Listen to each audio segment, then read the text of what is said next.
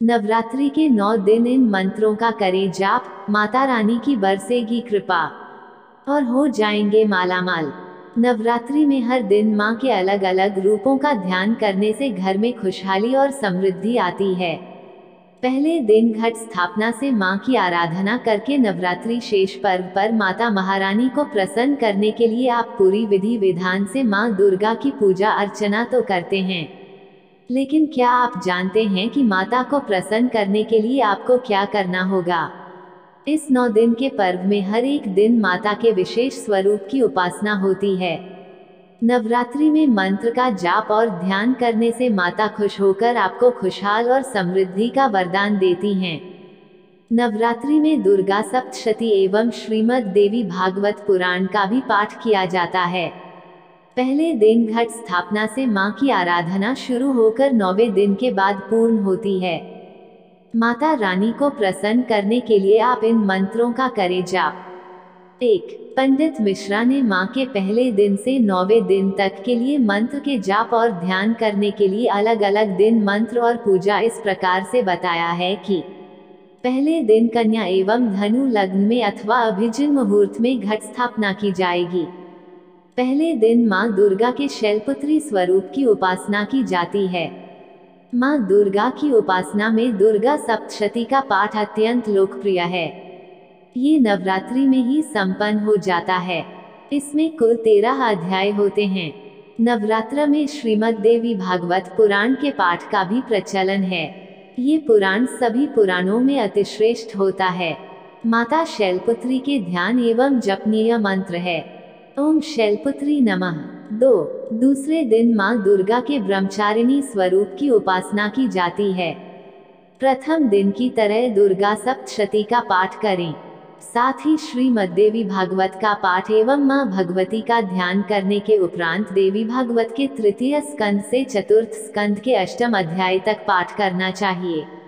अंत में श्रीमद् देवी भागवत पुराण की आरती करनी चाहिए। इनका ध्यान एवं जपनीय मंत्र है ओम ब्रह्मचारिण्यै नमः। 3. तीसरे दिन माता दुर्गा के चंद्र घंटा स्वरूप की उपासना की जाती है। मां चंद्र घंटा को दूध से बने व्यंजनों का भोग लगाया जाता है। इस दिन देवी भागवत के चतुर्थ स्कंद के 9वें अध्याय से आरंभ करते हुए पंचम स्कंद के 18वें अध्याय तक पाठ करना चाहिए। इनका ध्यान एवं जपनीय मंत्र है ओम चंद्र घंटाय नमः। 4. नवरात्रि के चौथे दिन माता दुर्गा के कुष्मांडा स्वरूप की उपासना की जाती है। मां भगवती का ध्यान करने के बाद देवी भागवत के पंचम स्कंद के 19वें अध्याय से आरंभ करते हुए 6वें स्कंद के 18वें अध्याय तक पाठ करना चाहिए। इनका ध्यान एवं जपनीय मंत्र है ओम कुष्मांडाय नमः।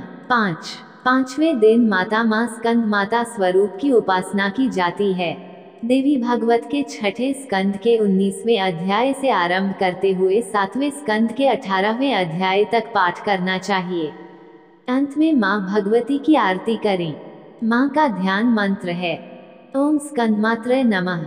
6. नवरात्र के 6ठे दिन माता कात्यायनी स्वरूप की उपासना की जाती है। मां भगवती का ध्यान करने के उपरांत देवी भागवत के 7वें स्कंद के 19वें अध्याय से आरंभ करते हुए 8वें स्कंद के 17वें अध्याय तक पाठ करना चाहिए।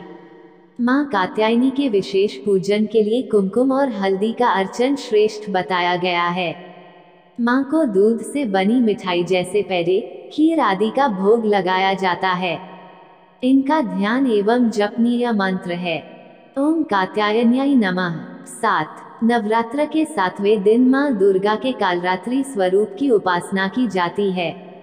मां भगवती का ध्यान करने के उपरांत देवी भागवत के 8वें स्कंद के 18वें अध्याय से आरंभ करते हुए 9वें स्कंद के 28वें अध्याय तक पाठ करना चाहिए। देवी कालरात्रि को व्यापक रूप से माता देवी काली, महाकाली, भद्रकाली, भैरवी, चामुंडा, चंडी आदि रूपों में से माना जाता है। इनका ध्यान और जपनीय मंत्र है ओम कालरात्र्याय नमः। 8. नवरात्र के 8वें दिन मां दुर्गा के महागौरी स्वरूप की उपासना की जाती है। इस दिन माँ भगवती का ध्यान करने के उपरांत देवी भागवत के 9वें स्कंद के 29वें अध्याय से आरंभ करते हुए 10वें स्कंद की समाप्ति तक पाठ करना चाहिए। इनका ध्यान एवं जपनीय मंत्र है ओम महागौर्यै नमः। 9 नवरात्र के 9वें दिन माँ दुर्गा के सिद्धिदात्री स्वरूप की उपासना की जाती है। देवी भागवत के 11वें स्कंद के प्रथम अध्याय से आरंभ करते हुए 12वें स्कंद की समाप्ति तक पाठ करना चाहिए। अंतिम दिन पाठ समाप्ति के पश्चात हवन करना चाहिए। इनका ध्यान एवं जपनीय मंत्र है ओम सिद्धिदात्र्यै नमः। यदि आपको ये जानकारी अच्छी लगी है तो एक लाइक और एक सब्सक्राइब जरूर करें। धन्यवाद।